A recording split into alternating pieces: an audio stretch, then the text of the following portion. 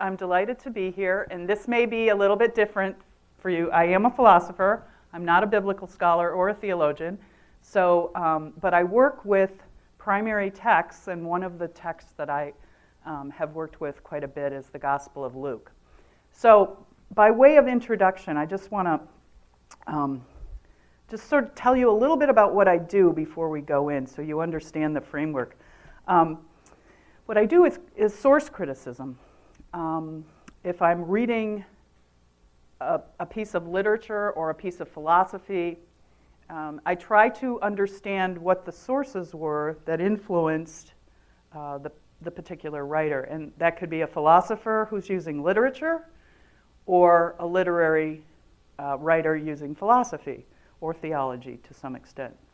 So writers that I've worked on would include Dante, Jane Austen, Edith Stein, and Flannery O'Connor, as well as Homer and Luke, as we're going to see today. And how I got interested in this project was some of you, I know my colleague John Shea at the Institute knows of him. I was reading a theologian priest named Eugene Laverdiere because I had to do a seminar on Luke.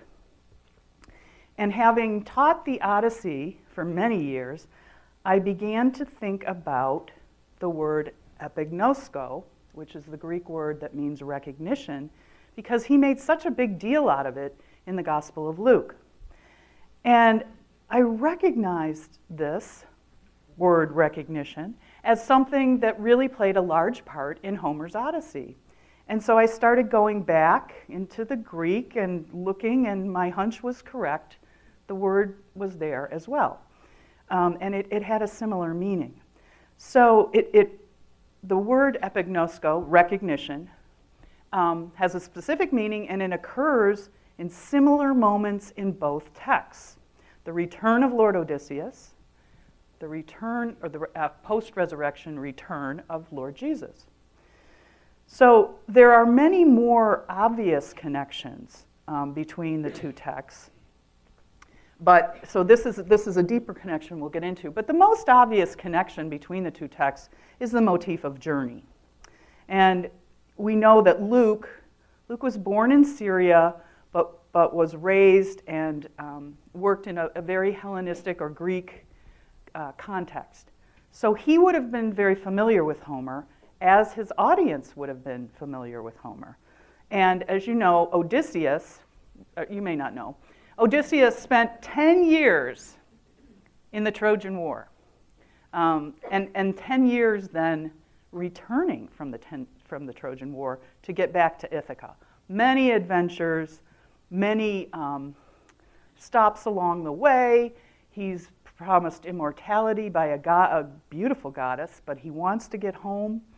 So this motif of journey is very much a part of Homer. It's also very much a part of Virgil, the Latin writer who wrote the Aeneid. And Aeneas, too, is coming back from Troy. And he, though, has to go to the Italian peninsula and found the settlements that eventually become the great Roman civilization. So journey is a big motif.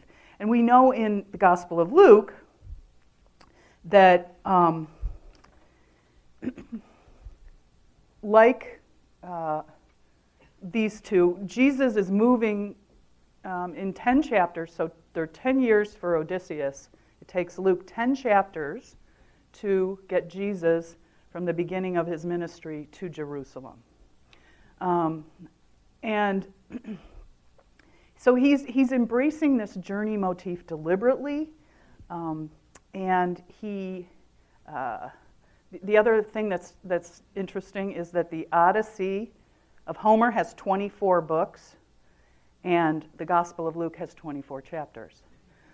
Lots of interesting overlays. So the third thing is both Odysseus and Aeneas, so Odysseus going to Ithaca, Aeneas going to what will eventually be Rome, were protected by the gods.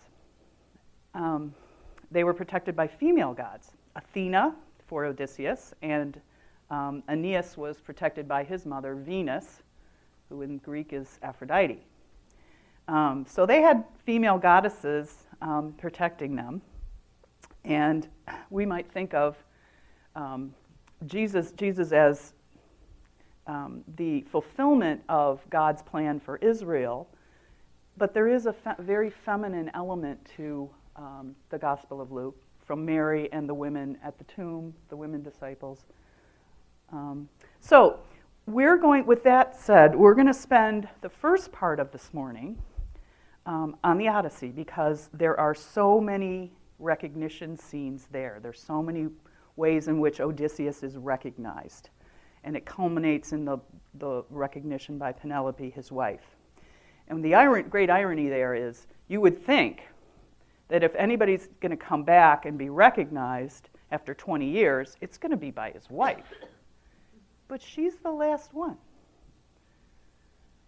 And you would think, as Jesus is, the risen Jesus appears on the road to Emmaus, the people that would recognize him would be his own disciples. But Cleopas and the other disciple don't get it. So we want to look at the relationship between the two texts. And what we're doing is engaging in intertextual inquiry. And I don't have a PowerPoint because I want to do this as I do it with my own students. I usually have 15 or 16, not 80, but we're going to work with that. And what we do is work the text. We work through it. And because Homer, it seems to me, just to be true to Homer, this was an oral poem. It wasn't written down. And we don't even know who Homer was. There were many Homers, because it was passed on, from poet to poet through the ages until it was eventually written down. So I want to read it out loud, give you a sense of the language. We're going to work through it, and then I'm going to put you into small groups with some questions that are at the end of what we're reading, and we'll come back together and try to lay out these recognition scenes and what's going on in them. And then we'll, after our break, we'll come back and do Luke. So that's the plan. Are you okay with that? All right. Okay. So I gave you a little bit of background on the word epignosko. In the first, if you have the recognition scenes in Homer in front of you, consisting of epi, meaning upon, and gnosis, meaning knowledge. So the root of the term is nos, which means to know, and the word makes up what we know as diagnose, right? If you go to the doctor, he's trying to, or she, is trying to figure out, trying to know what is the matter. So this root of nous is nous, or nos is very very important in lots of our understandings of what it is to know. So this is important. In both the Odyssey and the Gospel of Luke, the term epignos is intended to convey something really specific. It's not just recognizing, as I would recognize my colleagues, my friend Jane, who came up from Rochester, people I know, my oblate director, Father Michael, is here. It's not sense recognition, okay? But it's meant to convey detailed, unassailable, and trenchant, like really deep down knowledge of a person, as opposed to a body or a sign or a message. And in both the Odyssey and the Gospel of Luke, that's what the word means and what the authors are trying to get at. What does it mean to really and truly and deeply, without any question, recognize another person? Okay. And there are 4 patterns that also connect both texts. One is that in both texts, we know how disappointed the disciples were in the Gospel of Luke when they got to the tomb and Jesus wasn't there. Peter was amazed, and then he ran away. The women had an angel appear to them, and went and told the other male disciples, but they didn't believe them. They didn't think that this was true. So there's disappointment. Same with Odysseus. They've been waiting. His wife, Penelope, I don't know if you know the story of Penelope, but she has all these suitors who are like coming into her home because her husband's gone, and they want that kingdom. They want that palace. And so they've been marauding and eating her food and going through all of her cellars, and she is trying to keep them off. She's trying to hold them off because she's loyal to her husband, and she believes at some level he's going to come back. So the way she does it is she has a loom, and she says to the suitors, as soon as I am finished weaving the shroud, the funeral shroud for my father-in-law, Laertes, then I'll marry one of you. And so every day she weaves, and every night she unweaves. And this goes on until finally she just can't hold them off anymore, and that's when Odysseus comes home. Okay, so let's think about, so given that context, I really want to just read through these because it's an oral poem and have you listen and see what you pick up just from listening to the Odyssey. So I've laid out these texts that deal with the recognition scenes in the Odyssey, and it gives you a kind of crib sheet that will help us understand what's going on. So first of all, Odysseus arrives on the Isle of Ithaca, which is his home, having been battered about. He's the only survivor. The Phaeacians get him there from Crete to Ithaca, and that's where his home is, and the goddess Athena meets him there on the shore as he washes up. And this is a quote from the Odyssey. Gray eyes ablaze, she's gray-eyed Athena, gray eyes ablaze, the goddess urged him on. Surely I'll stand beside you, not forget you, not when the day arrives for us to do our work. First, I will transform you. No one must know you. I will shrivel the supple skin on your limbs, your lithe limbs, strip the russet curls from your head, and deck you out in rags you'd hate to see some other mortal wear. I'll dim the fire in your eyes, so shining once, until you seem appalling to all those suitors, even your wife and son you left behind at home. But you make your way to the swineherd first. Wait there, sit with him, ask him all he knows. I'm off to Sparta, where the women are a wonder, to call Telemachus home, your own dear son, Odysseus. Telemachus is Odysseus' son, okay? So he goes, meets the swineherd, who's been very loyal to him his whole life. And, but when he tries to tell Telemachus, I'm your father, Telemachus is like, yeah, right, look at you, you're in rags, you're shriveled up, you're not my father. So he doesn't recognize him.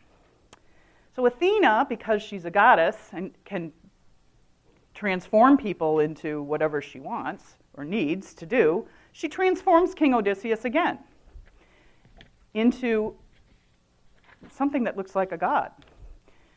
Athena stroked him with her golden wand. First she made the cloak and shirt on his body fresh and clean, then made him taller, supple, young. His ruddy tan came back, the cut of his jawline firmed, and the dark beard clustered black around his chin. Her work complete, she went her way once more, and Odysseus returned to the lodge of the swineherd. His own son gazed at him, wonderstruck, terrified too, turning his eyes away suddenly. This must be some god. And he let fly with a burst of exclamations. Friend, you're a new man, not what I saw before. Your clothes, they've changed. Even your skin has changed. Surely you are some god who rules the vaulting skies. Oh, be kind, and we will give you offerings, gifts of hammered gold to warm your heart. Spare us, please, I beg you. No, I am not a god. The long-enduring great Odysseus returned to him. Why confuse me with one who never dies? No, I am your father, the Odysseus you wept for all your days. You bore a world of pain, the cruel abuse of men. Telemachus is still not convinced, right? Telemachus broke out with wild disbelief. No, you're not Odysseus, not my father, just some spirit spellbinding me now. Why, just now you were old and wrapped in rags. But now look, you seem like a god who rules the skies up there. Telemachus, Odysseus, man of exploits, urged his son. It's wrong to marvel, carried away in wonder, so at the sight of your father here before your eyes. No other Odysseus will ever return to you. The man and I are one. The man you see, here after many hardships, endless wanderings, after 20 years, I have come home to native ground at last. My changing so, okay, so the things in bold are when you get into discussion groups that they're meant to be helpful. My changing so, Athena's work, the fighter queen. She has that power. She makes me look as she likes, now like a beggar. The next moment, a young man decked out in handsome clothes about my body. It's light work for the gods who rule the skies to exhort a mortal man or bring him low. At that, Odysseus sat down again, and Telemachus threw his arms around his great father, sobbing uncontrollably. Okay, let's stop there. That was the first recognition. Questions? Comments? Anything you noticed? Can you tell this is an oral poem? Yeah, isn't it, the language is really stunning, meant to kind of keep us awake and interested. Any thoughts on Telemachus is not an easy pullover. This reminds me of Mary Magdalene recognizing Jesus as the king and he. Yeah, okay, yes, and then Tole, what does he say? Non me tangere, right? Don't touch me, right? Yeah, okay. So does it take Mary a while? Yeah. Please. Can you speak up a little bit? Uh-huh.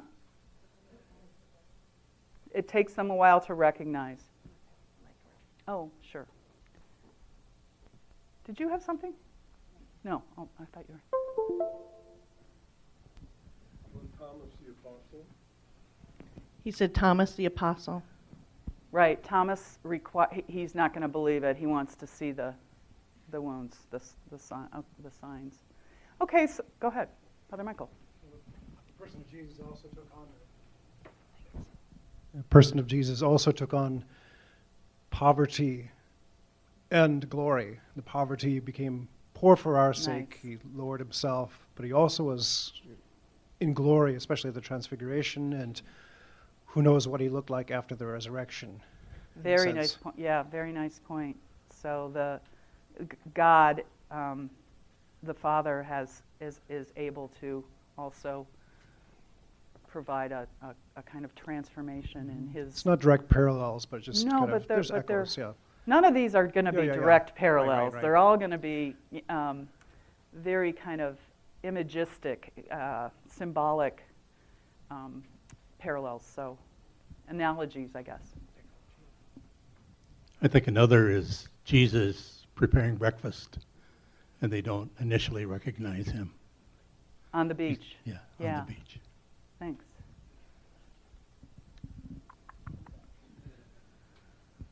Right here. Hold on, Grace has got the mic for you. Oh, I can talk very loud. Oh, very loud. Very loud. I know that Athena was helping Telemachus and got him to go search for his father. Right. So I'm wondering if at the place where Odysseus says it's Athena's work, if Telemachus starts to see the two things coming together, Athena's at work in both their lives. Good, yes. Yes. All those really good comments. All right. Well, let's keep going. So that's our first recognition. So then Telemachus and his father Odysseus begin to plot together to return to the palace and reclaim it from the marauders and suitors who are trying to force Penelope to marry Odysseus. But Odysseus must come to the house as a stranger. We heard that from Athena a few passages ago. They cannot recognize you.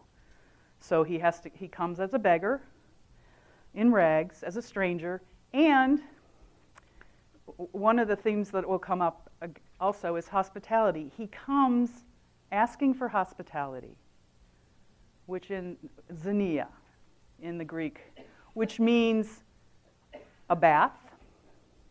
First, you're offered to be bathed, food and drink, and then you're invited to tell your story.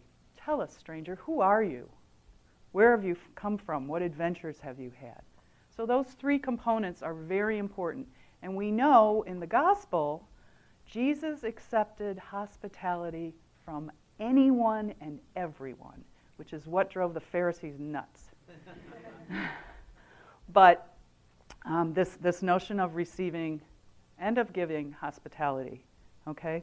So he comes in rags. I'm on the bottom of page 2. Number 4.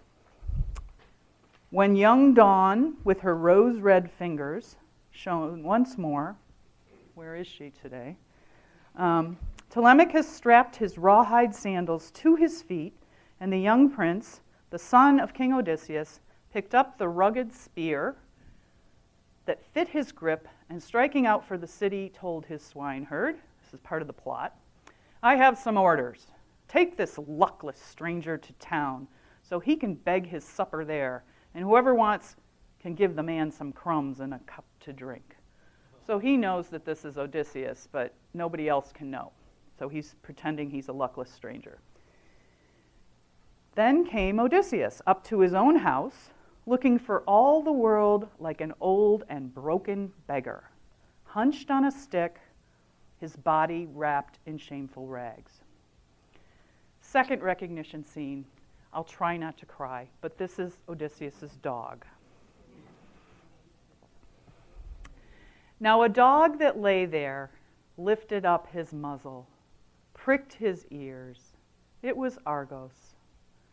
Long enduring Odysseus' dog, he trained as a puppy once, but little joy he got, since all too soon he shipped to sacred Troy. In the old days, young hunters loved to set Argos, coursing after the wild goats and deer and hares.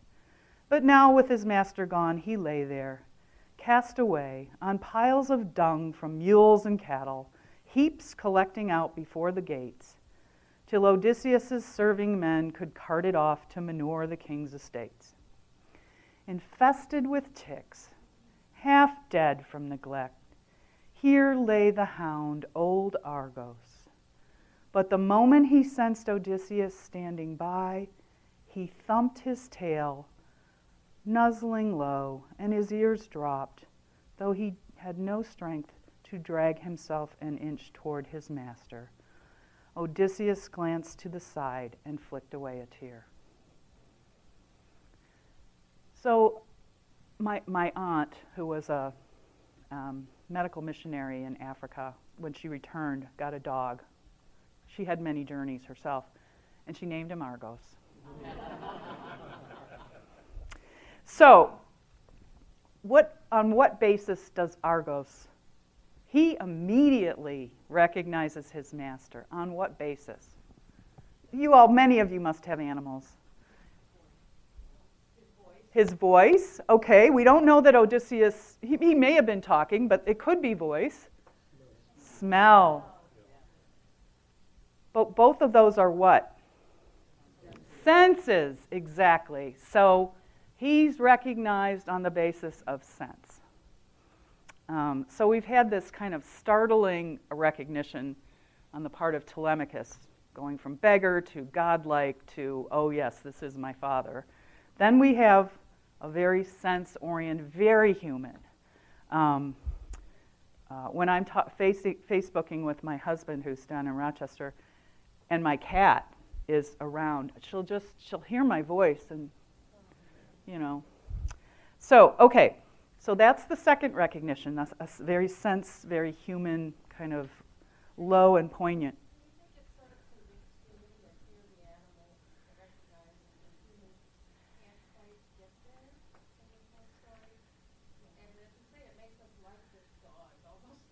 Yeah. Well, there's something so so natural about it, and yes, maybe it does convict us. Why are there so many layers, right?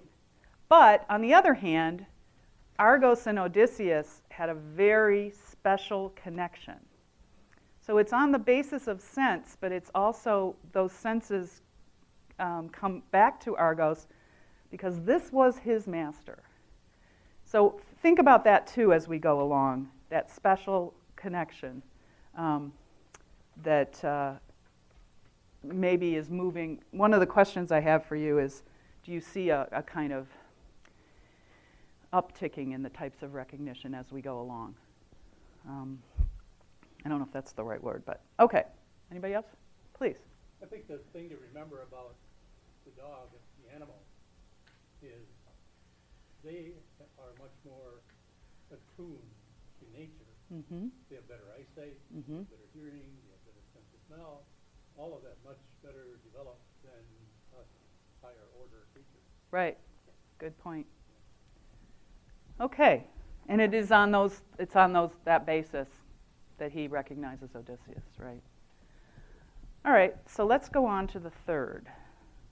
Odysseus reveals himself slowly to his wife Penelope. First, so he gets in the house. And there's all kinds of stuff that goes on. He gets in a big fight. One of the suitors picks a fight with him. And Odysseus tries to say, you don't want to, I'm an old man. Don't pick on me. And then he whips him, of course. He easily wins the fight. And then Penelope steps in and says, enough. And gets Odysseus to be able to sit down by the fire and begins to talk to him. He reveals himself slowly. So here, Penelope says, now tell me who you are.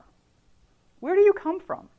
You've hardly sprung from a rock or oak like some old man of legend. The master improviser answered slowly, my lady, wife of Laertes' son, Odysseus, will your questions about my family never end? All right then. Still, my story will tell you all you need to know.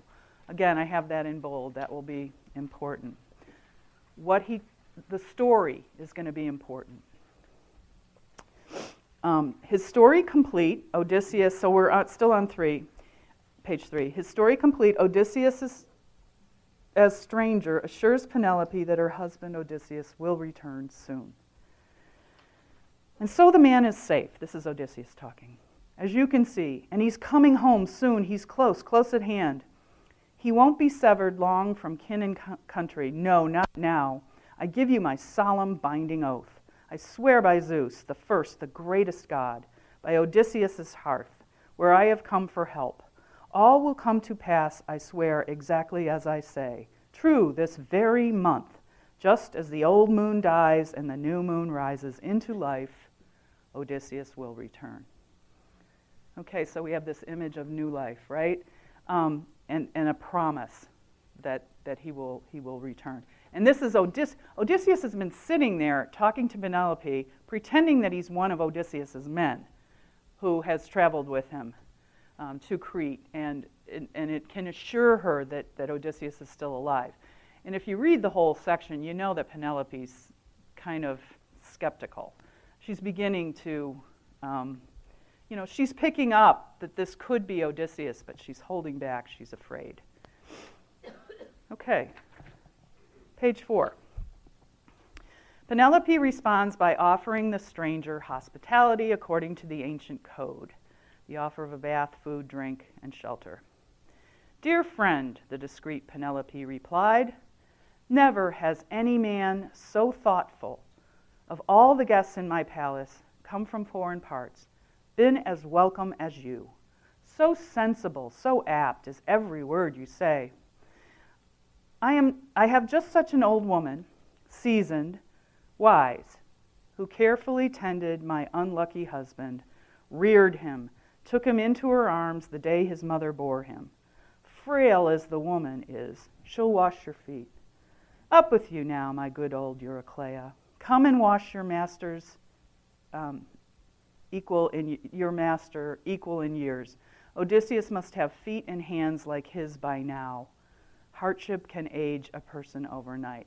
So you get the sense, right? Very much that, and again, so Odysseus is pretending not to know who she is, and distancing himself by saying, "I'm one of his men." And now we have Penelope saying, "Oh, my husband must be just like you, and I'm going to have my nurse take care of you." She is as wily as he is. And that's why she's his wife. I mean, she's a match for him. My husband always says, "I married you because you're right at least 50% of the time."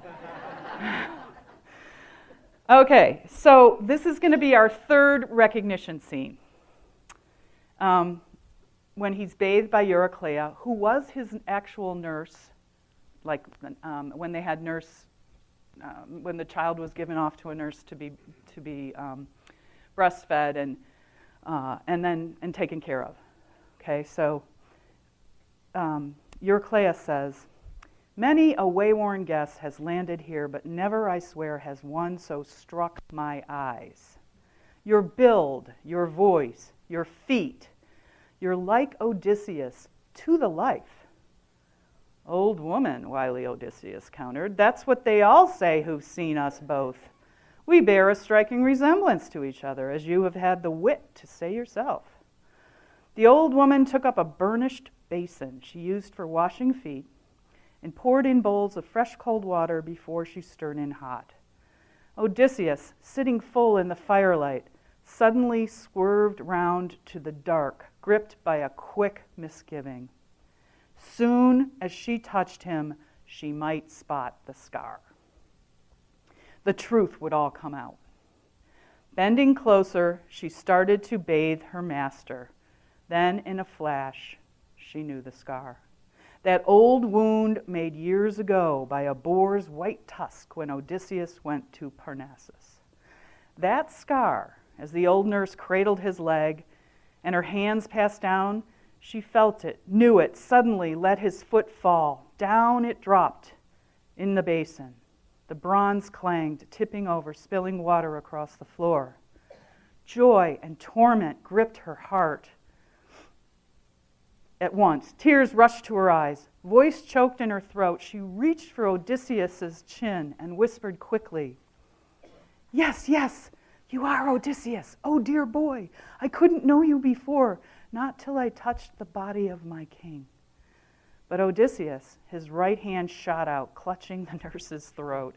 With his left, he hugged her to himself and muttered, "Nurse, you want to kill me?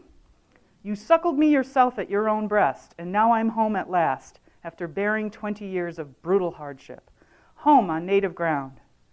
But now, you know, now that a god has flashed it in your mind, quiet, not a word to anyone in the house." And then he kind of threatens that he'll kill her if she gives, because he's got to stay on the down low in order to get, to plot to get these suitors out of his house. Okay. What do you think about this kind of recognition now? This is our third one. How is it Is it like the dog or like Telemachus or different? The recognition of the person in the wound, and then the put your hand into the wound and know. Those two. Right, did everybody hear that? Yeah. Putting your hand into the wound. Yeah. As Jesus is presented at the temple and is seen by Simeon and Anna, recognition, and certainly he was wounded that day. Okay. Gino, is that right? Is that how you? Yeah. Isn't there a scripture passage, by your wounds they shall know you? It's in Psalm, I think. Isaiah? Oh, the suffering servant. Yeah, of course. Yeah. Yeah. Good. But also in several of the Gospels, Jesus did not want his identity known until right. the very end. That's right. Who am I? Who do you say that I am?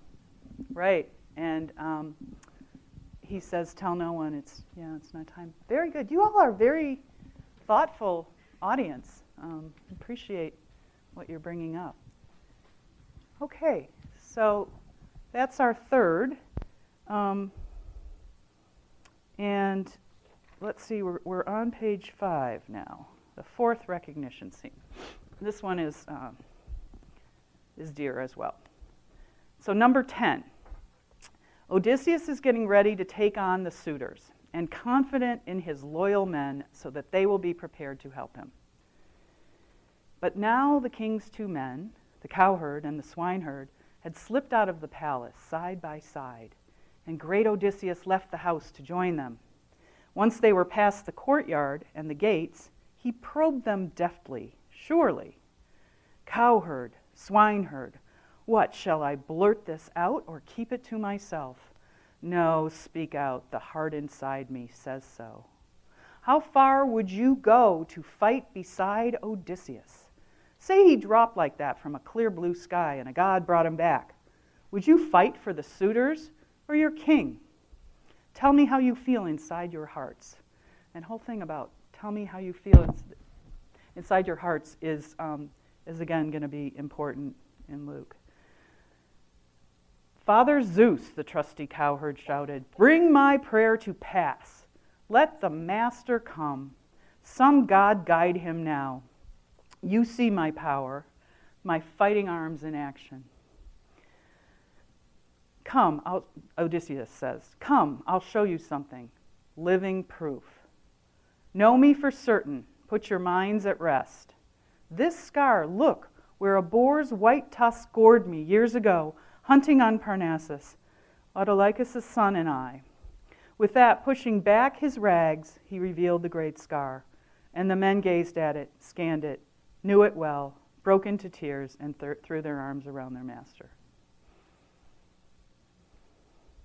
So we've had a son, a dog, an old nurse, and now the men who were with him when he was a child on this expedition and knew about the being gored by a boar. Anything different about this, or why would this be included? So, I mean, it moves the plot because he needs help get these suitors out of there.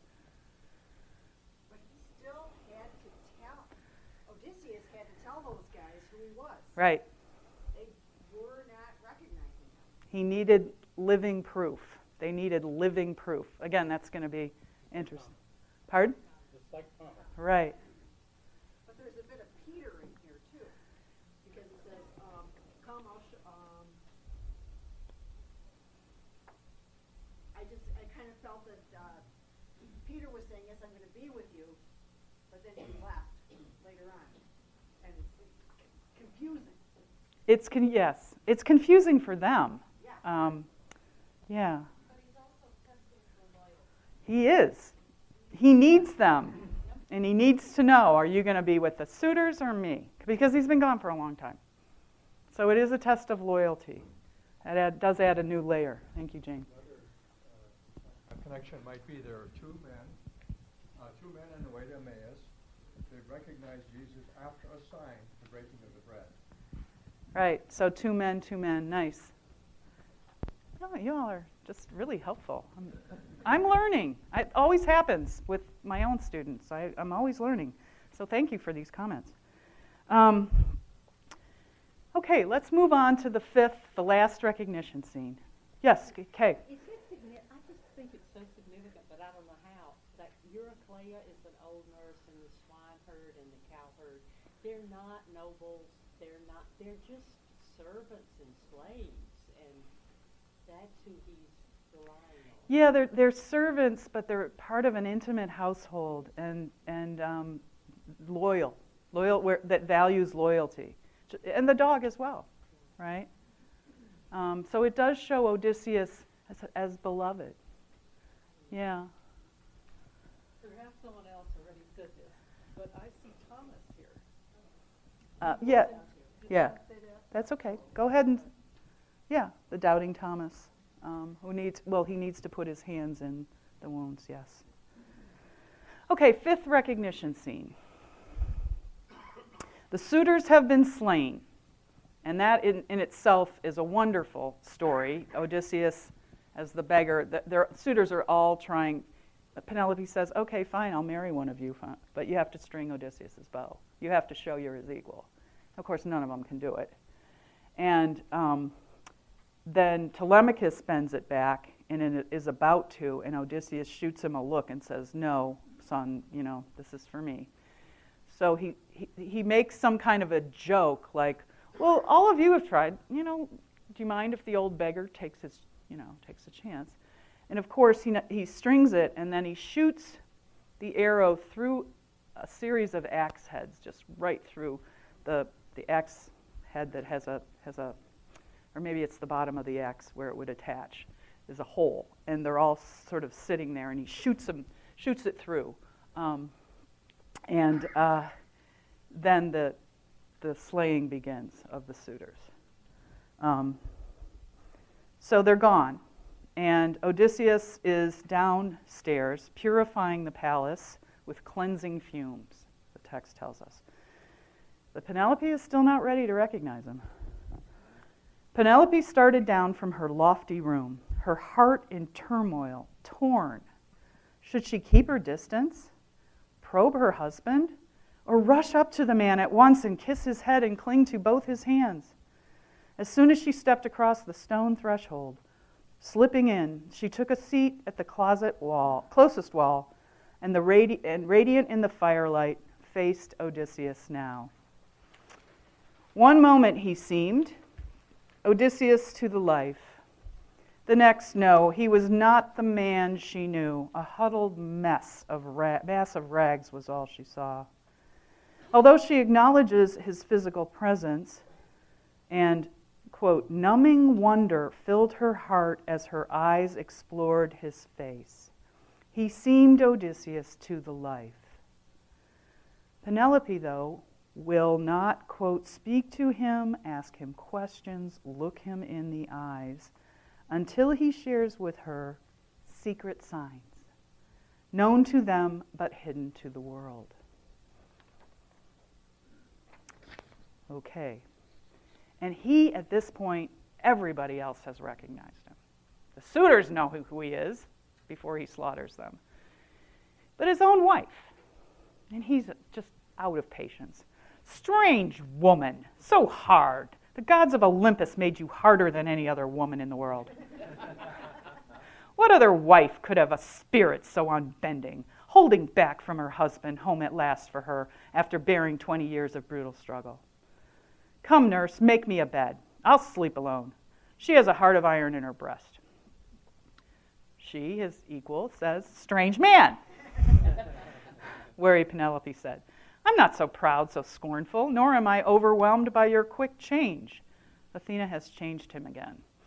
You look, how well I know, the way he looked, setting sail from Ithaca years ago aboard the long-oared ship. She's made him into the young man he was when he left, to aid in the recognition. Come, Eurycleia. Move the sturdy bedstead out of our bridal chamber, that room the master built with his own hands. Take it out now, sturdy bed that it is, and spread it deep with fleece, blankets, and lustrous throws to keep him warm. Putting her husband to the proof. But Odysseus blazed up in fury, lashing out at his loyal wife. Woman, your words, they cut me to the core. Who could move my bed? Impossible task, even for some skilled craftsman, unless a god came down in person, quick to lend a hand, lifted it out with ease and moved it elsewhere. Not a man on earth, not even at peak strength, would find it easy to prise it up and shift it. No, a great sign. Remember, she wanted the secret sign. A hallmark lies in its construction. I know I built it myself, no one else. There was a branching olive tree inside our court, grown to its full prime, the bole like a column, thick set. Around it I built my bedroom. There's our secret sign. I tell you, our life story. Does the bed, my lady, still stand planted firm? I don't know, or has someone chopped away that olive trunk and hauled our bedstead off? So, for Penelope, this is the secret sign. Very intimate, their bedchamber that no one else knows anything about. Living proof. Penelope felt her knees go slack, her heart surrender, recognizing the strong, clear signs Odysseus offered. She dissolved in tears, rushed to Odysseus, flung her arms around his neck, and kissed his head. Don't fault me, angry with me now because I failed at first glimpse to greet you, holding you so. In my heart of hearts, I always cringed with fear some fraud might come. But now, since you have revealed such overwhelming proof, the secret sign of our bed, which no one's ever seen but you and I, Odysseus replies, typical man, come, let's go to bed. Dear woman, at long last, delight in sleep, delight in each other, come. Okay, so I think we should turn to small groups for a while and let you chew on this. I've given you a couple of questions. We've talked a bit about the various types of recognition. And the second question is, why is this the truest form of epignosis, of recognition? How is the secret shared or living proof different? And what do you think of Penelope holding out like that? So I guess just talking about that at your tables, and then maybe there's one person at each table that would be willing to report back. And why don't I give you, 15 minutes? Okay. I've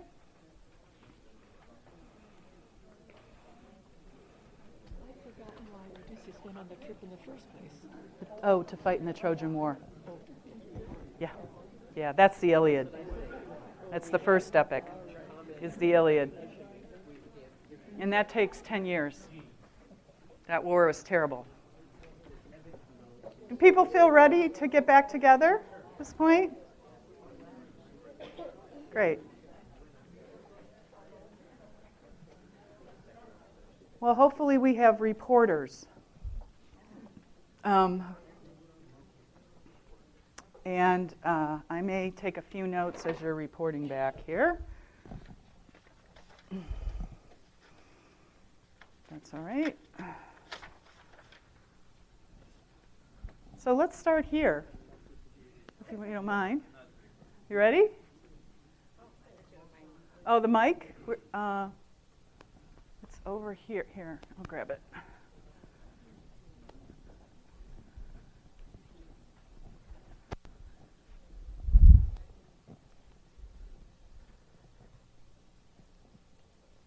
I don't know.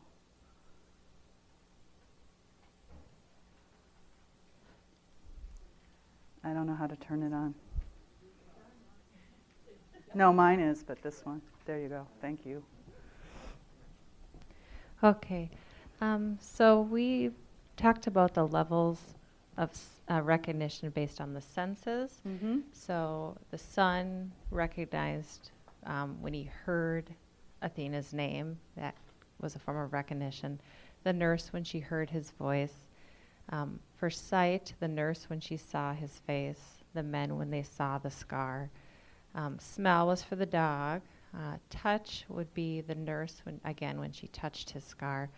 And then we kind of talked abstractly about the sense of taste with the marriage bed, only she had truly tasted her husband. And so that secret sign of their marriage bed would lead to the fullness of her recognition when they, go sleep together. But then we also pulled in people from the scriptures. We recognized the woman at the well. We paralleled the tree with the cross.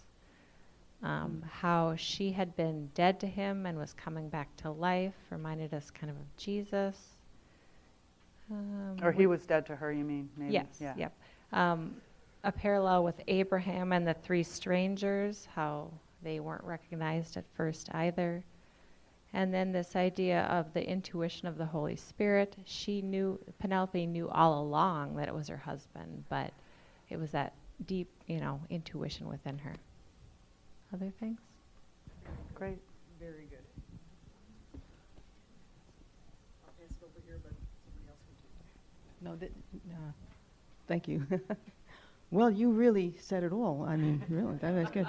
In terms of the gradations, in terms of the recognition, with Telemachus, it seemed like just what his father was saying was enough, which this was his son, but he was probably pretty young when Odysseus left. Exactly. But then we realized that it's also the signs the goddess was helping him and how he was changing from beggar to... So it was also the divine intervention that did it. And then the same thing with the natural sense, with the dog, the sense of smell. And the nurse, it wasn't just the way he looked, it was also that she saw that the scar was there. So she had an additional level. And then the men, they just seemed to go with the scar. That was enough for them. And of course, Penelope, with the most intimate relationship that she had, the bed is very symbolic. And there was discussion here about if Odysseus had told somebody else about the bed, somebody could have come in and pretended, but I think we felt that, no, we don't really want to think of it that way. It's better the way he wrote it, that it was really, really him. One comment was made here, was kind of interesting, that because of their intimate relationship, in their back and forth talking, it was like couples doing an emotional dance together. It was kind of, I thought that there was a nice way of phrasing Sounded it. more like an argument. Not that I've ever been in a marital quarrel myself. But I like the dance idea of, it was, but there is some, the back and forth. and as equals. Right. Yeah. It was nice. Great, thanks. Let's go to this, let's just keep going this way and we'll go around.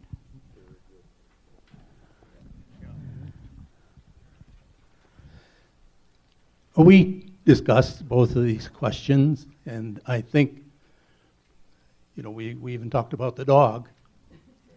That was, his connection was through his senses and his memory.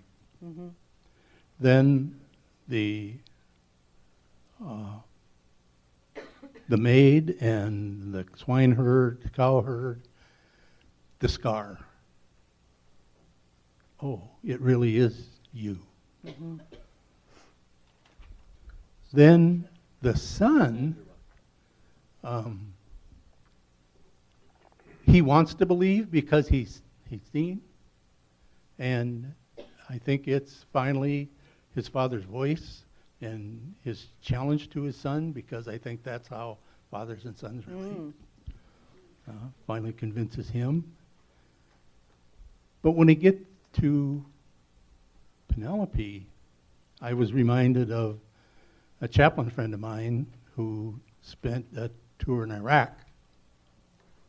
And, you know, I thought about my father, who was in combat in Guadalcanal, and when he had enough points to rotate out, they put him on a ship.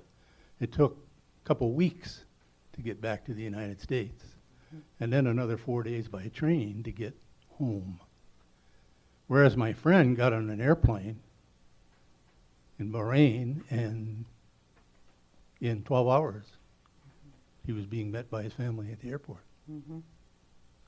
The next day, the family went to the mall.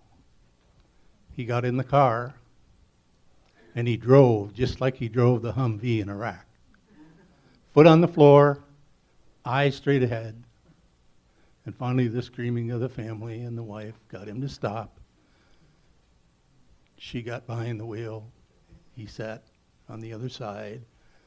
And he confessed it was a month before I could safely drive that car because of the intensity. And both of these people, Ulysses and Penelope, have been in that kind of moral situation for 20 years.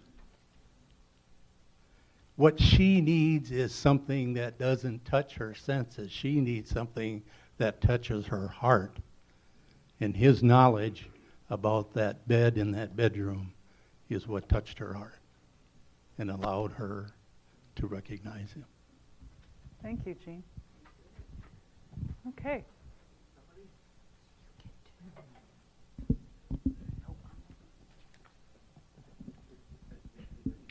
Oh, for heaven's sake. Well, I didn't take notes, but let me sort of just mention a couple of things that came up in our Professora, you can do this. what came up in our conversation.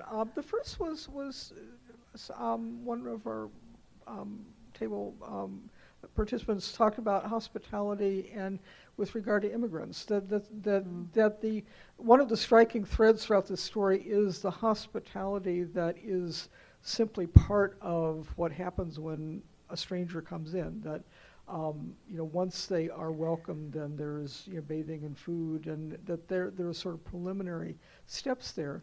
Another thing was that these are all every actor in the story has a close relationship with Odysseus. I mean, that there's a deep relationship of all these figures, and from the dog to the wife to the son to the servants. But each of them sort of navigate that welcome very differently, and it was sort of interesting to think about that. Did I leave? Okay. We'll go to the other table, just over to the other table, John, if you don't mind. Oh, you're a separate group. Oh, okay. Sorry, you're not getting out that easy. Other than what's been said, the thing that I think is the dog. We said that was the most desperate. Was on the dung heap, if that's what it was, but also the most open. And that the condition we see there is being empty to get filled. And on Penelope, most intimate, but also how she's demanding. Kind of that fight what has been said. Okay, thank you. No, that's helpful.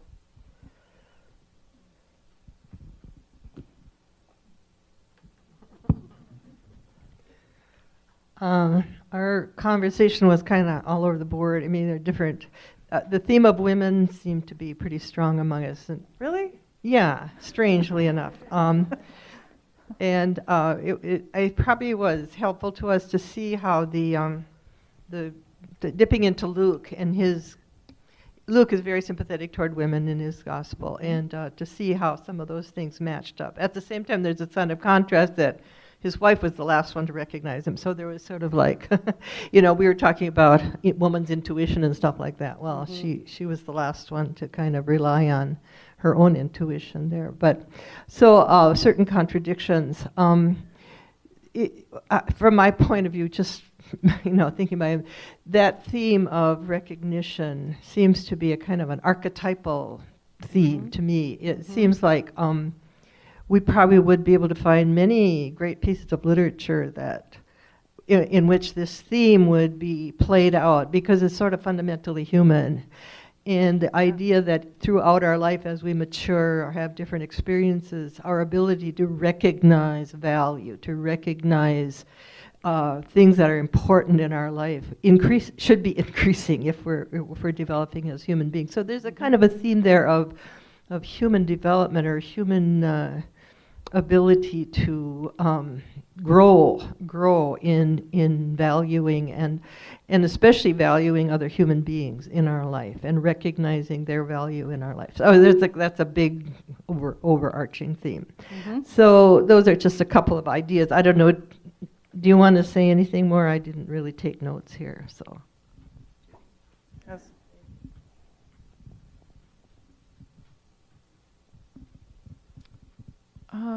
We appreciated the fact that both the Gospels and the Odyssey were oral learning and passing down. The oral understanding is somehow richer. The story had to be relatable. Stories can change from person to person as they're being told, and it changes according to perception and hearing. Many of the senses and what colors recognition can be hope, fear, sight, touch, intimacy, and we communicate in many ways beyond words. I think as Penelope showed, and it's according to, our recognition can be according to motivation. What do we want from this either recognition or holding it away? How do we benefit from either one of those? And what is the motivation of the beloved in the beloved being any of those characters? Fidelity is important in all of the characters, but we also think, who are the marginalized? There are 3 of the characters at least that are marginalized, and what is their motivation? What are the basis of acknowledgments? Well, relationship, definitely, but also history, experience, hope, memory, faith were all basis. The dog was a trusted friend. Thought it was interesting that the swineherd and cowherd don't have names. The dog has a name. And the nurse has a name. Well, they do in the story. Oh, do they? Yes. Oh, okay. The swineherd made me think of the prodigal son. And is there any relationship there? So. Okay, thank you very much. I liked what you said about the motivation of the beloved and how important that is.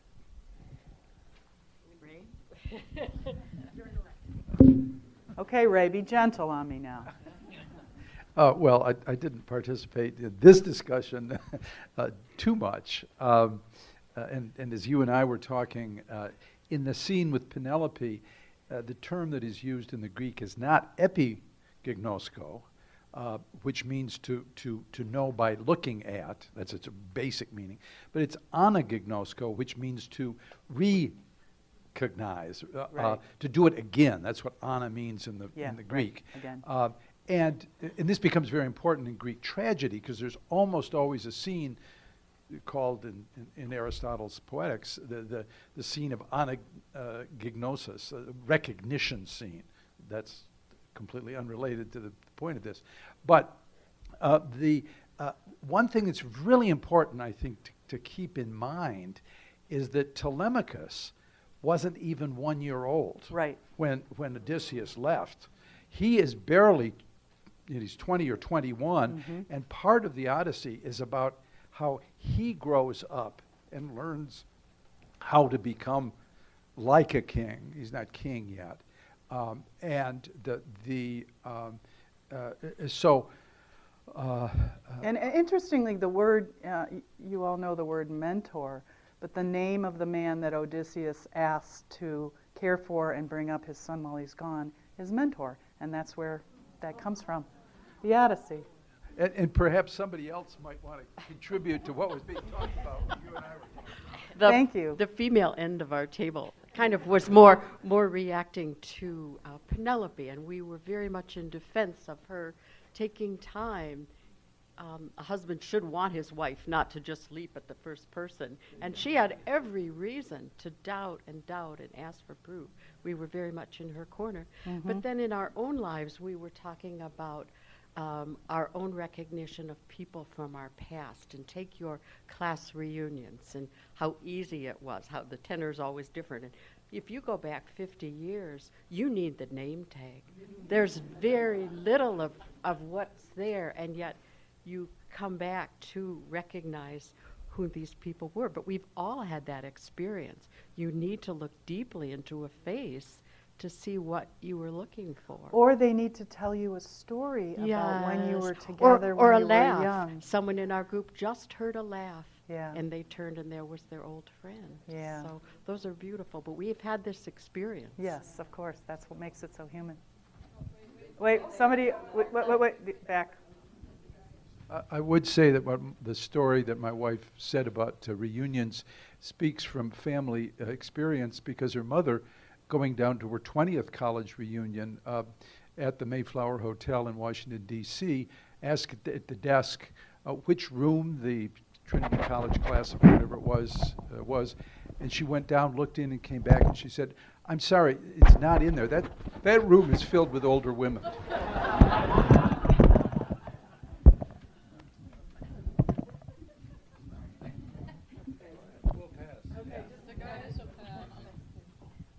Much of what we talked about has already been said, so we'll pass. Do you want to say it?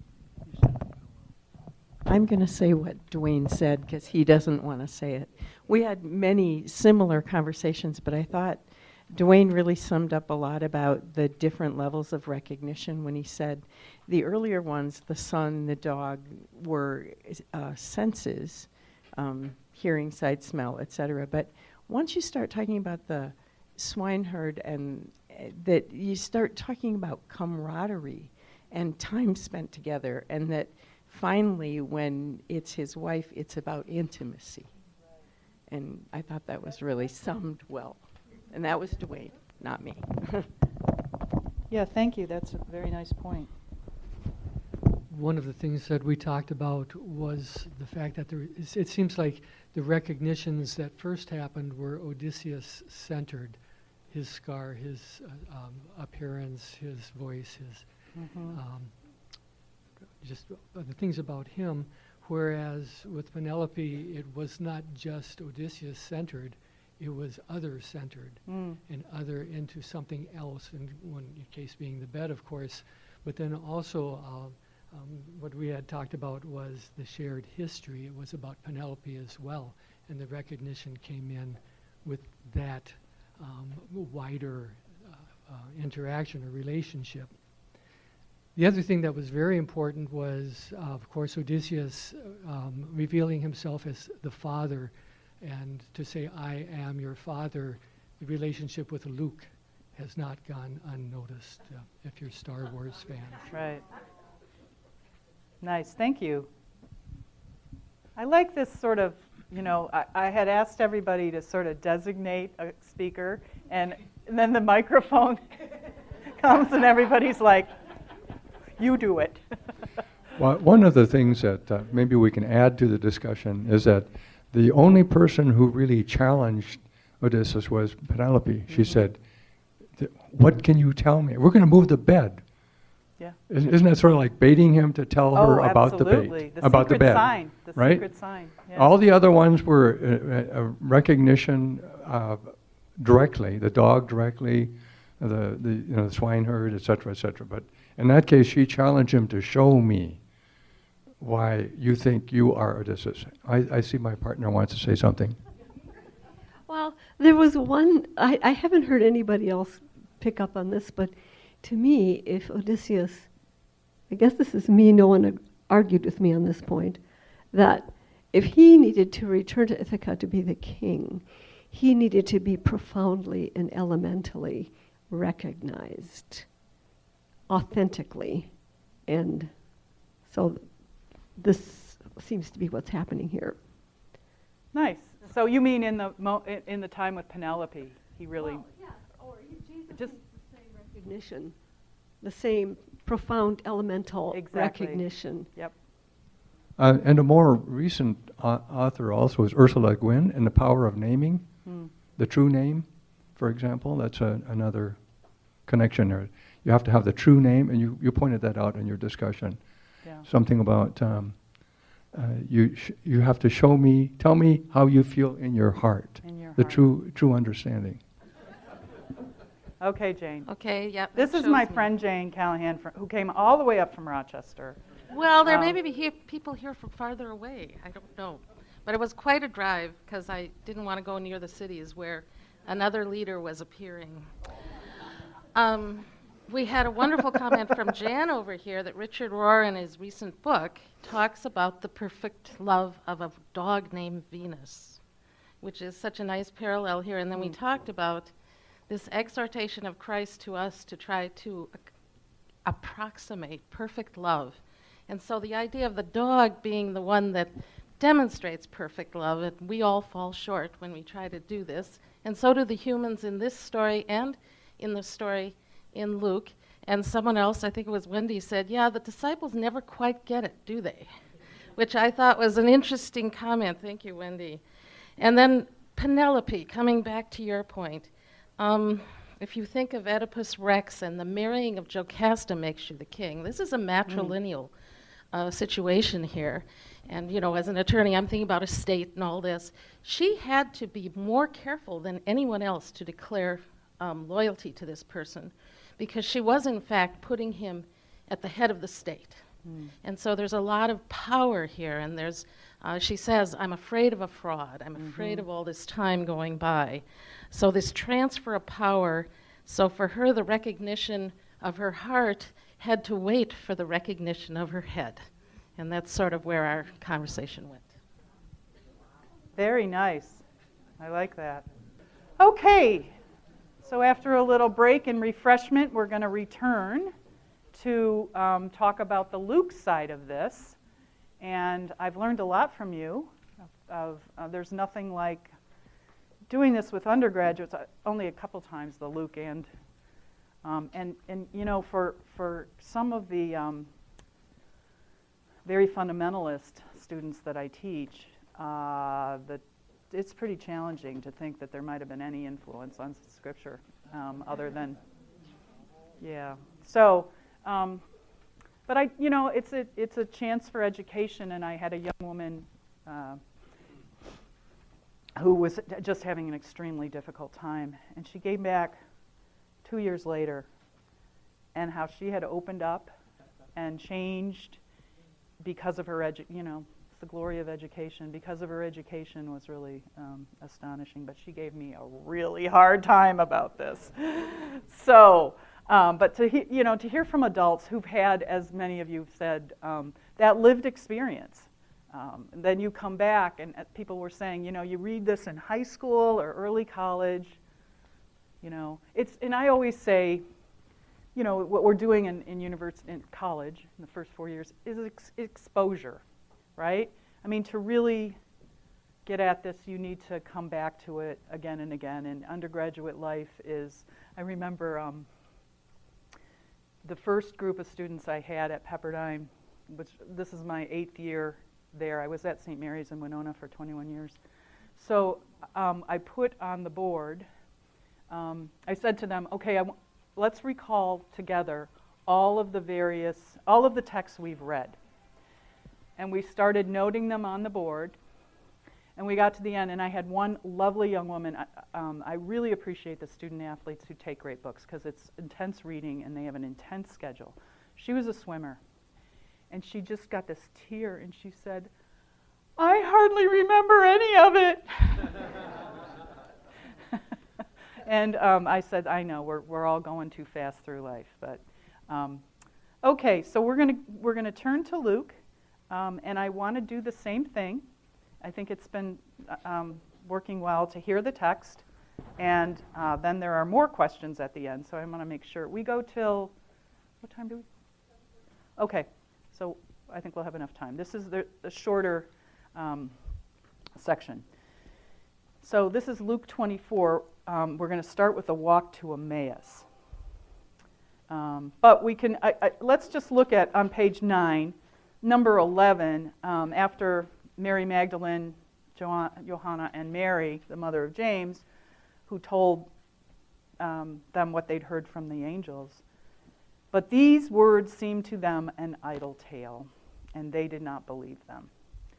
Right? That the Son of Man must be handed over to sinners and be crucified and on the third day rise again. They couldn't accept that. Peter got up and ran to the tomb, stooping and looking in. He saw the linen clothes by themselves. Then he went home amazed at what had happened. Okay, and then the text moves to the walk to Emmaus. And it's not lost on me standing here in Emmaus Hall. Now, on that same day, two of them were going to a village called Emmaus, about 7 miles from Jerusalem. Why are they going to Emmaus? You think? Do we know? But, the center of all the activity with Jesus is Jerusalem. Return to their former lives, They think this just hasn't worked out the way it was supposed to, so they're leaving. I mean, that seems to be implied in the text. Okay, so about 7 miles from Jerusalem, and talking with each other about all these things that had happened. While they were talking and discussing, Jesus himself came near and went with them, but their eyes were kept from recognizing him. And he said to them, "What are you discussing with each other while you walk along?" They stood still, looking sad. Then one of them, whose name was Cleopas, answered him, "Are you the only stranger in Jerusalem who does not know the things that have taken place there in these days?" He asked them, "What things?" They replied, "The things about Jesus of Nazareth, who was a prophet, mighty in deed and word, before God and all the people, and how our chief priests and leaders handed him over to be condemned to death and crucified him. But we had hoped that he was the one to redeem Israel. Yes, and besides all this, it is now the 3rd day since these things took place." We had hoped he was the one. Moreover, some women of our group astounded us. They were at the tomb early this morning, and when they did not find his body there, they came back and told us they had indeed seen a vision of angels who said that he was alive. Some of those who were with us went to the tomb and found it just as the women had said, but they did not see him. Okay, so remember, Jesus appears and they don't recognize him, so he's a stranger to them, right? As Odysseus is a stranger to the people he initially encounters. Then he said to them, "Oh, how foolish you are, and slow of heart, to believe that all the prophets have declared. Was it not necessary that the Messiah should suffer these things and then enter into his glory?" Then beginning with Moses and all the prophets, he interpreted to them the things about himself in all the scriptures. So let's just stop there. Who else does that? Interprets to the person he's talking to all the things about himself. Odysseus, right. When he's talking to Penelope as an unrecognized person. So there's a similarity. So the first recognition scene. As they came near the village to which they were going, he walked ahead as if he were going on. But they urged him strongly, saying, "Stay with us. Mino, stay with us, because it is almost evening, and the day is now nearly over." So what are they doing in that? What are they offering? Hospitality. So he went in to stay with them. When he was at table with them, he took bread, blessed and broke it, and gave it to them. Then their eyes were opened, and they recognized him, and he vanished from their sight. They said to each other, "Were not our hearts burning within us?" Weren't we just talking about hearts? While he was talking to us on the road, while he was opening the scriptures to us.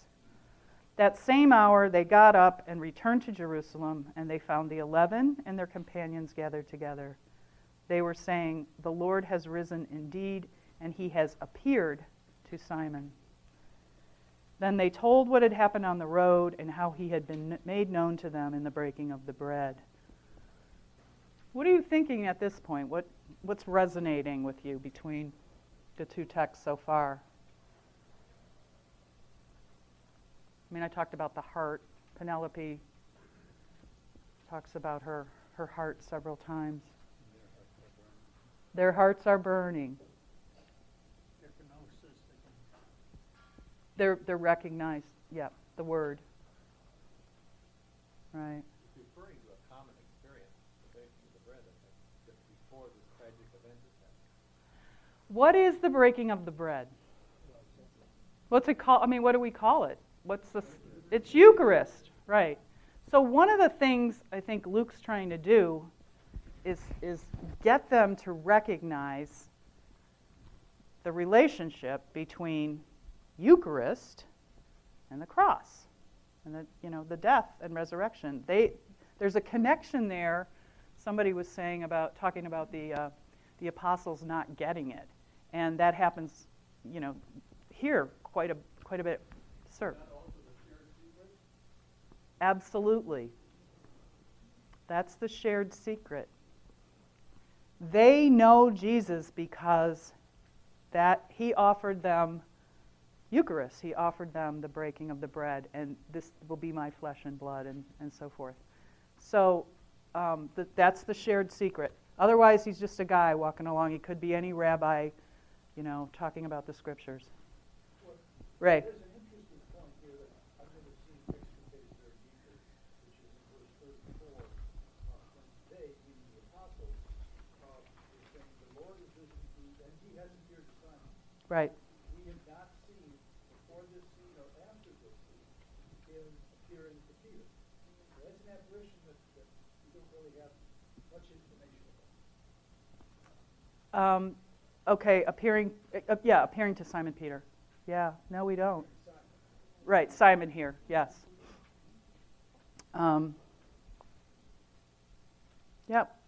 But appearance is an important word.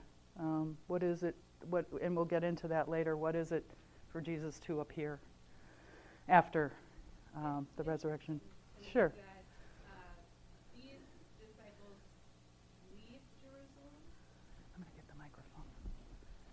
Hold on a sec. I'm going to get the microphone just because people way over there can't hear. And you were the one who knew how to turn it on.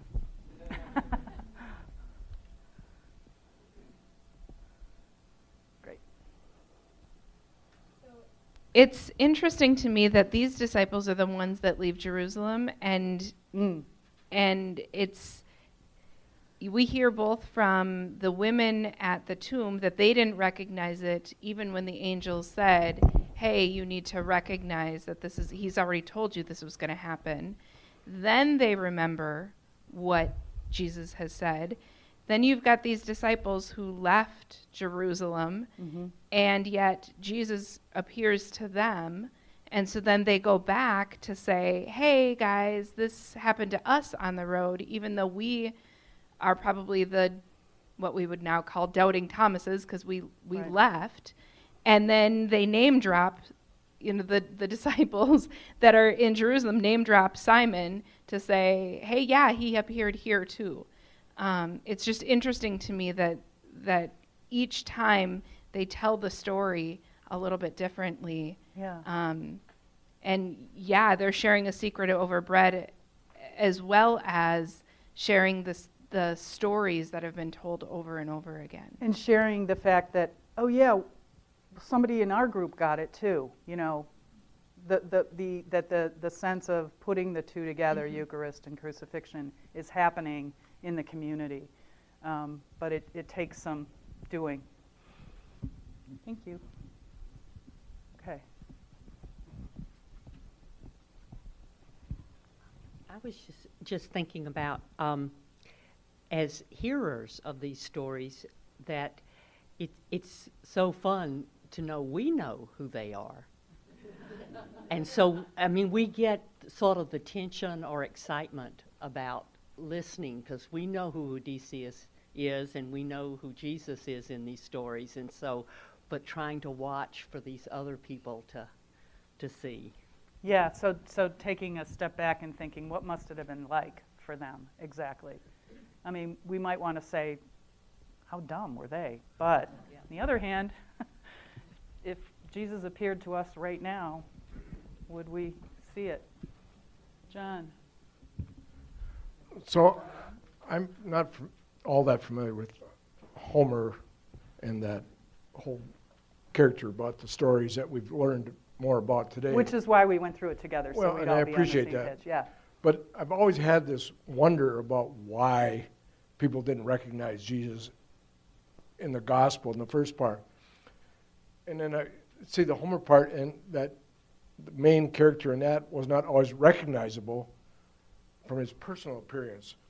Is it possible that Jesus also didn't just look like I know you, I see you tomorrow, I'll know who you are because I know what you look like. But it's not necessarily true in the gospel. So is it not true necessarily about Jesus in those stories either, the gospel stories? Well, I think you're hitting the center of the whole thing, but let's hear from Vicki first. You know, one thing is that on page 9, verse 16, where it says their eyes were kept from recognizing him. Now, that may be the narrator saying, I know you're all asking, why didn't they see him? But their eyes were kept from recognizing him.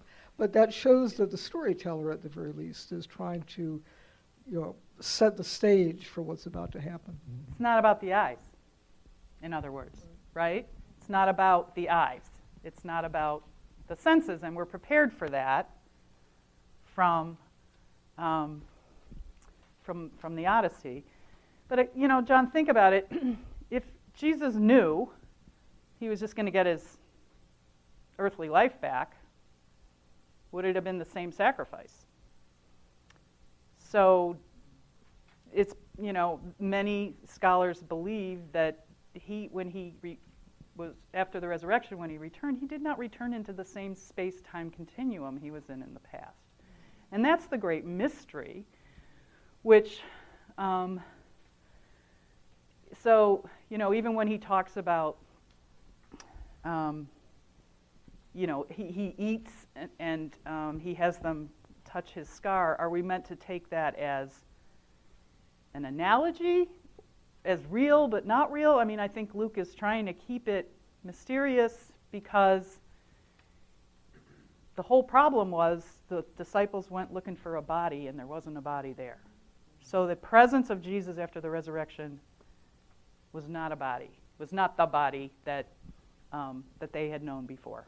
So yes, you're right. You're right about that. But that's pretty challenging. And I don't want to put. I know there are two priests in the room. I don't want to put them on the spot, Michael and John. But why don't people talk about this from the pulpit? What about the fact that this is not Jesus entering the same space-time continuum? I've never heard it spoken. Is it just too threatening for people in the pews? Either one of you who preach want to ask? You're a deacon. I'm going to comment on that. Good. Okay. So my comment on that would be simply this: if you're in a parish, it's made up of very ordinary folks, and they've never been to the university. Some have graduated from high school. In some ways, they have become the new indigenous, because they live in these communities, and some of this stuff they really would have a hard time dealing with it, and so you got to decide what it's worth. Okay. Michael. I guess especially during Easter, I talk about the three comings of Christ, or in Advent also. The first when he was a baby, The third, will he come again in glory? And then the second, when Christ appears in the neighbor, in the sacraments. Mm-hmm. So to be very practical in the sense is, can we see Christ in the person next door to me, in the immigrant? Can we see Christ in the sacraments, of course? Can we experience the presence of Christ in creation? So I try to make it more sacramental and, right. and just practical. Which is also conveying what's going on in the Gospels. That's really the unveiling of Christ to us. Our eyes are opened if suddenly, oh, there's my neighbor. And if I don't help out those who need the most help, like the immigrant, I will miss the face of God. Right. So anyways, thank you. I don't get to preach very often now anymore. So do you want to say anything? You're covering my voice. Or am I putting you on the spot? Well, and then Luke later in his gospel has Jesus come into the locked room. Right. And he says to them, see my wounds, mm-hmm. see my side. And that's when they recognize him.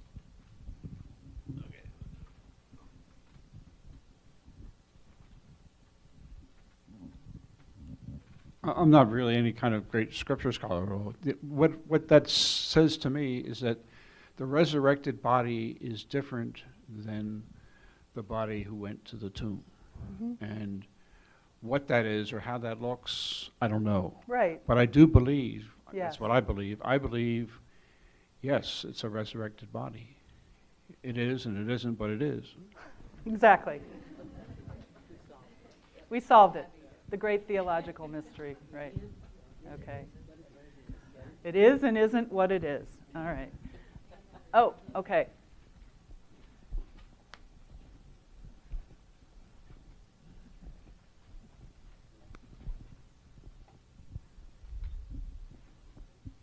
Well, I love this passage because it has an equivalent in my lived experience, and that is of a particular aunt, but now I know of other people too, of people who are more powerful in death than they were in life. And whatever the resurrection was, that was Jesus being very powerful in death. And so some of this sheds light on that, how you might not realize, you know, my aunt, when she was alive, she could get on my nerves, and fussy stuff and the monkey work of daily life would obliterate who she was. But so personal experience informs this for me. Thank you. Steve. Well, I think the apostles were a lot like Penelope. They were scared to death. They hid in a locked room because they said, "Oh, God, the same thing's going to happen to us that happened to Jesus," and they were afraid to admit that this could happen, just as Penelope was afraid to admit that it could happen. Good, thank you. Okay, let's keep going.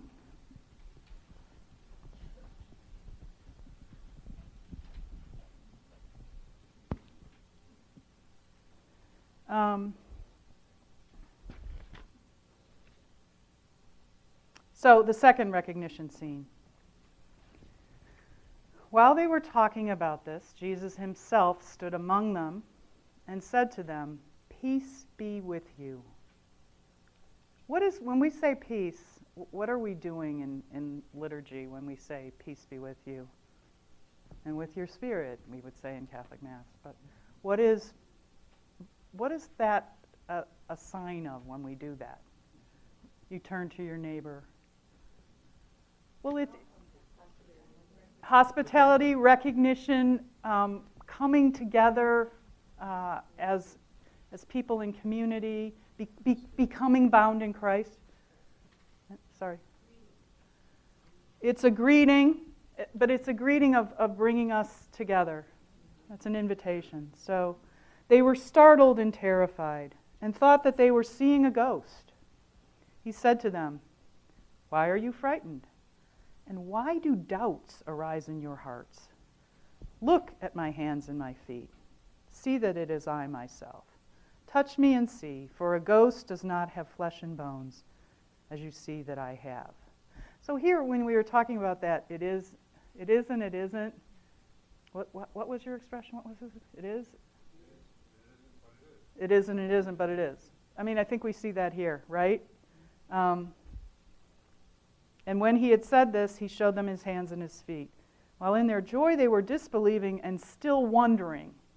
Still wondering. So, right, it is somewhat mysterious.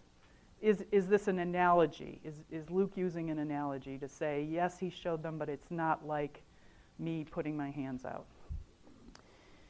Have you anything here to eat? They gave him a piece of broiled fish, the same thing, eating and being touched, taste and touch.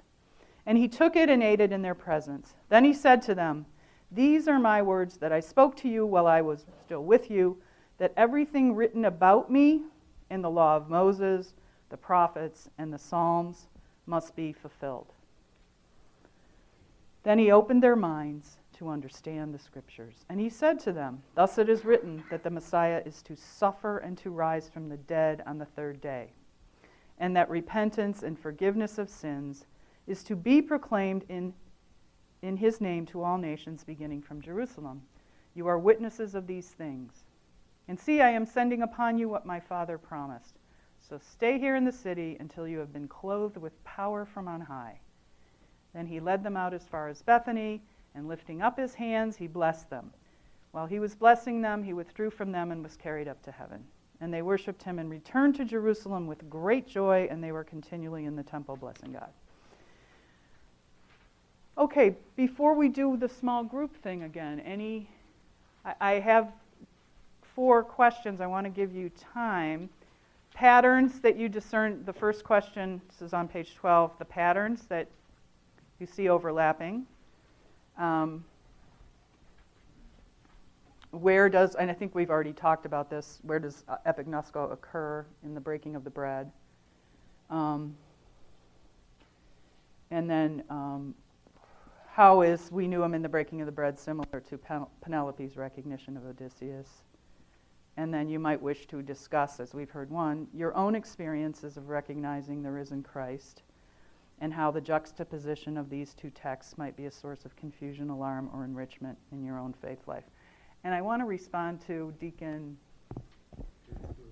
Bruce just quickly, because I completely understand your point. On the other hand, there are also educated people in the audience. And we're from all different walks of life here, and I feel like everybody is engaged and able to. Go ahead. Right. Right. Yeah.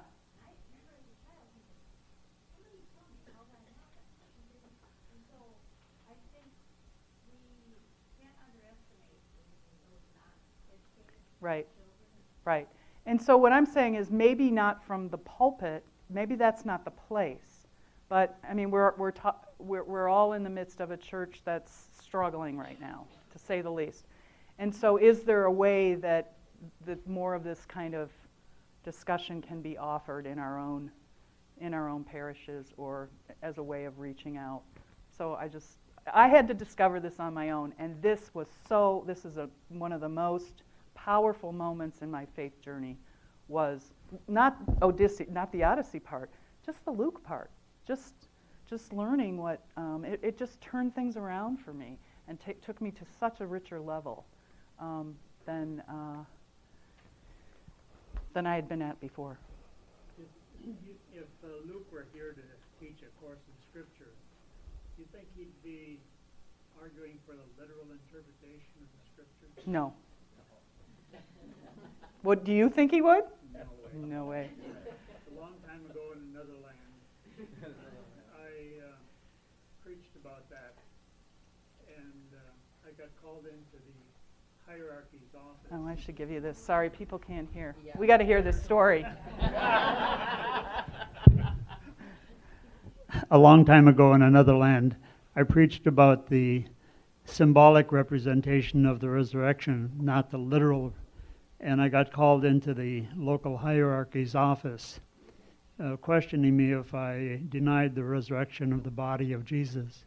I said I do, and that Luke was, the scriptures were symbolic of, that was a symbolic representation of new life, not a literal, an openness to the mystery.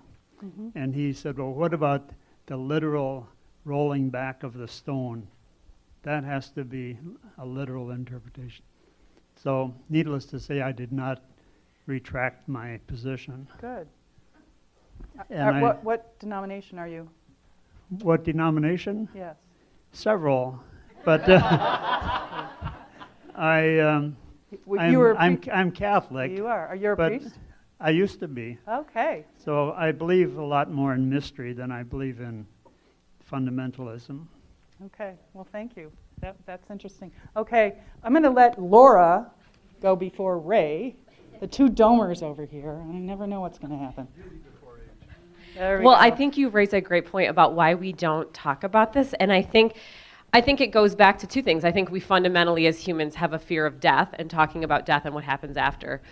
I also think it's very difficult to talk about mystery, and we want things to be literal, right? It's a lot easier for me to think about someone I love playing golf in heaven than to think about what is it like that clearly a resurrected body is not the same as an earthly body. Like, it's a mystery. I mean, this body eats fish, but also shows up in the middle, like also passes beyond walls. Right. So to hold that in tension, like, exactly. I can say, I actually do believe in the bodily resurrection. Like, I really believe there was a real person in the room and he ate fish and he had wounds and like, but at the same time, I believe that person mysteriously passed through walls and is mysteriously still present when I go to the Eucharist and is present here among us. But like, that's really hard to preach. And I have great sympathy for priests and deacons who are trying to do that. At the same time, I've heard chaplains say, these questions come up at the time of death, and that's a really hard time to talk about it too, because are you going to tell someone that their beloved grandpa is not actually playing golf in heaven, that maybe it's a different kind of time and space? That's really challenging too. So I do think we need more opportunities to talk about this. Thank you, Laura. Yeah. Thank you. That was well said. I think you're eminent other ones. Yeah. No. I would like to address the two people who have given sermons. First of all, to the deacon, who is talking about very ordinary, very uneducated people. You're talking about the apostles in this room. These are not educated people. And to you who spoke, and you didn't say only symbolically, but you said symbolically. And I would simply recommend to you a book by the person who may be the leading scripture scholar in the English-speaking world, N.T. White, about called The Resurrection of the Son of God. One of the most complete studies of the resurrection that I've ever seen. And he says that you have to have two things to know that something really happened, a past event. You can't see it. You can't get witnesses and take depositions and interrogate them. So you have to have two things to know that something physically happened. And that is, you have to have a sufficient condition, you have to have a necessary condition. The necessary condition is the body cannot be there.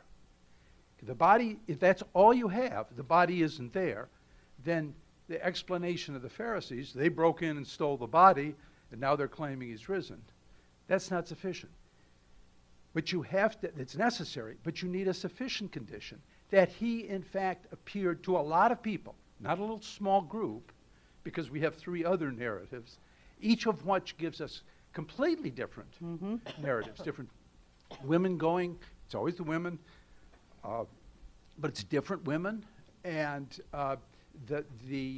and what he does, he appears in different places, he appears in different groups, and that is the sufficient condition. So I would recommend that I wouldn't necessarily recommend this to everybody in the room because it's 800 pages and it's closely argued, but N.T. White's Resurrection of the Son of God.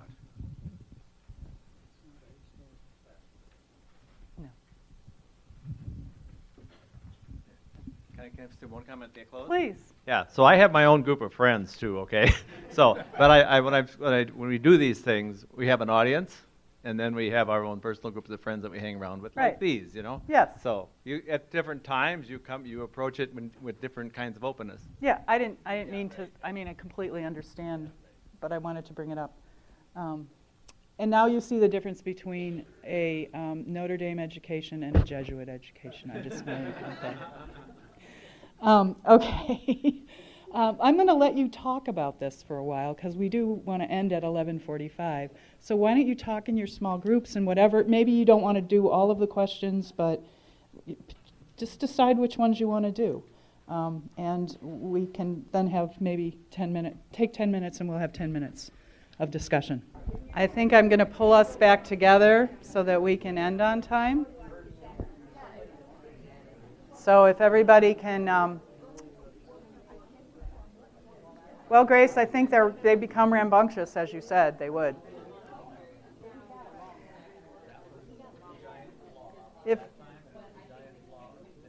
Okay, so let's just hear anyone who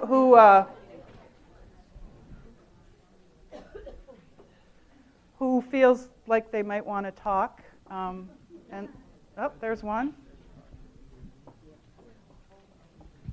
It's more a question. Sure. The last one, it talks about the juxtaposition of the two texts.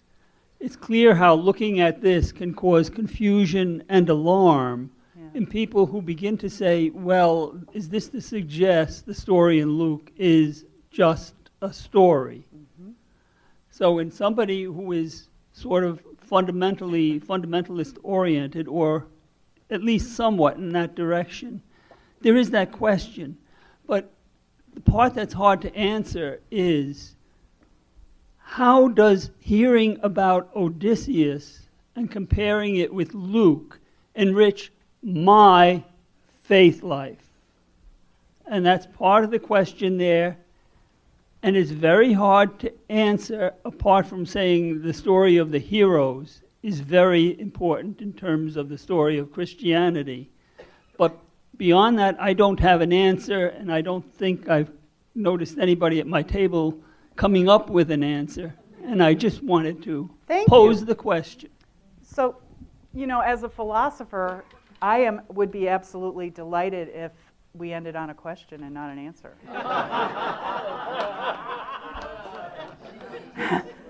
Because as my friend, I got into when I get on a plane and sit next to somebody, what do you do?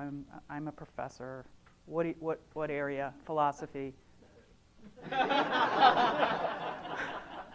And it's either dead silence or I get these woeful tales of logic and necessary and sufficient causes, and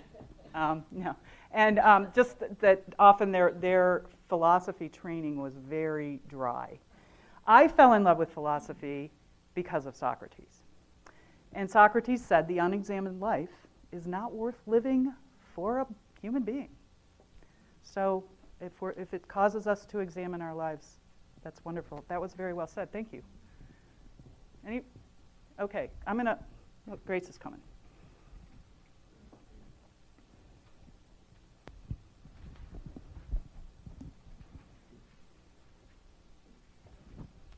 This is more of what is a difference.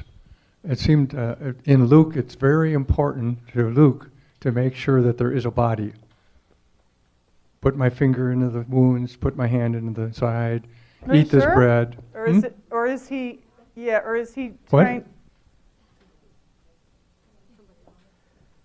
No, I'm saying in the story of Luke, as Luke presents the story, it's very important to him that he illustrates that there is a body, alive, or a human body form present. You have the mystery yet, supposedly. He shows that the person walks through the wall, right. He disappears and all that. But it's very important to Luke that there is a body. Right. That does not happen in Odysseus. There's no question of whether he's a body or not, with the exception of the son, who says, you look like a god. Mm-hmm. That's a different pattern.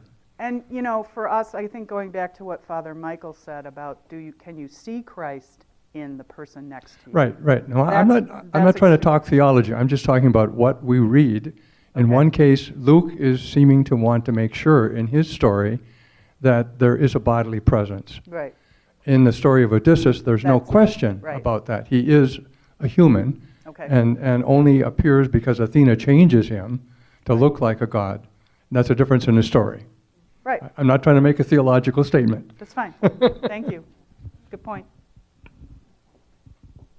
Oh, all the way over here. Hand it off to you.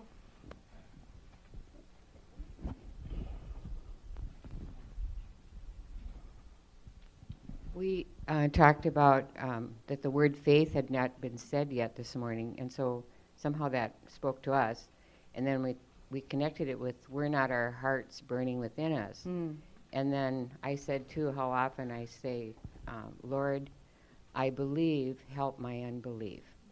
And that's kind of walking that line of the known and the unknown, and somehow balancing that within ourselves. And it's a journey. So we haven't arrived yet. We keep walking this path of faith. And then we appreciated what you said about peace to you and how important the community is, that the community of faith walks together. So when I'm kind of down or weak or in doubt, there's somebody that's, I had a friend once that said, it's a good thing, in the world, only half the people are down today, the other half are up. It's like we really do help each other because we walk by faith, not by sight. Thank you. That was lovely. Anybody else want to share anything? Oh, Jane. Can we put it over to Jane first? Well, I'm quoting Lucia, but she has asked me to say this. She was focusing, you asked for patterns. Lucia is a political scientist with a background in theology from Slovakia, and she is here, one of my colleagues at the Institute, right there. Yes, yes. Yeah. And her lovely sister is next to me, visiting from Australia. Yeah. So this global mindset here, she focused on the words that Odysseus used, "That man and I are one." And then turned to Luke, quoting Jesus, as saying, "It is I myself." And this question of, we're looking for recognition, but the other side of recognition is identity. It's as if they're all seeking identity. And then they brought up the question of, in the Jordan, in the baptismal scene, there's a moment of identity or the naming of by a higher power. And finally, the name Yahweh is I am, and throughout the New Testament, and this was a point from Wendy, Christ keeps saying, "Who do you say that I am?" So all of those patterns just start to revolve around, and we see it in the Odysseus tale. Yeah, thank you. Over here, I think, Grace. This might be a little far out, but I was wondering if it's possible that, just as in the Old Testament we have a prefiguring of Jesus in many of the passages, whether in some way, Odysseus is like a prefiguring of Jesus also. I don't think personally, I don't think that's too far out. Luke knew his audience. He knew they would know these tales. So the fact that we've seen so many resonances, I think that the story's being mediated to the Gentile audience using Homeric symbols and structures, because that would, just like we, when we tell the story of, when we hear the story of faith, for instance, told from the pulpit, or when we share, we're talking from our own experience, right? And those structures, we talked about how universally human some of this recognition is. So Luke's doing the same thing, I think, right? So that's a good segue for me to kind of close us up here, unless we don't, okay. I don't know how to, there we go. Okay. I was talking about the relationship between what the apostles get. What is it that they weren't getting that they get? And that it had to do with Eucharist and the cross. The Eucharist gesture, I mean, that's what Jesus is doing, right? That gesture of the breaking of the bread is embodied in how Jesus actually died. So the context of the apostles' recognition, the two become connected. Everything makes sense. Who is Jesus?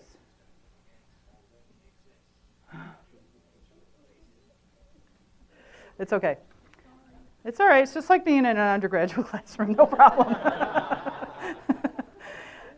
Jesus is the one who's filled with the divine life, right? He came to fulfill God's promise.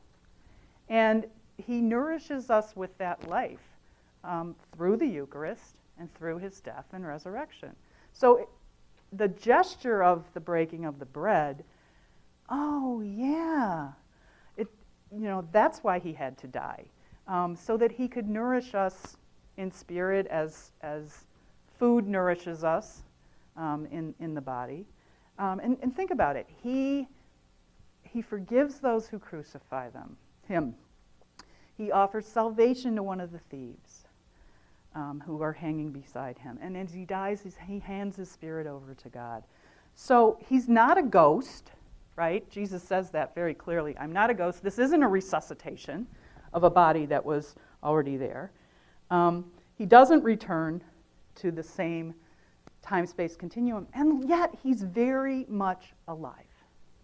A real presence, real, very real. So maybe he's using analogy so that we can understand, but the point, I think, is that he's the living one who revitalizes the disciples and commissions them. He revitalizes us through the divine life that he has, and tells the disciples, you've been witnesses. They know the story now. They get it. And the real story, and now they have to live that reality out, as must we in our own place and time. Thank you. You've been a delightful audience.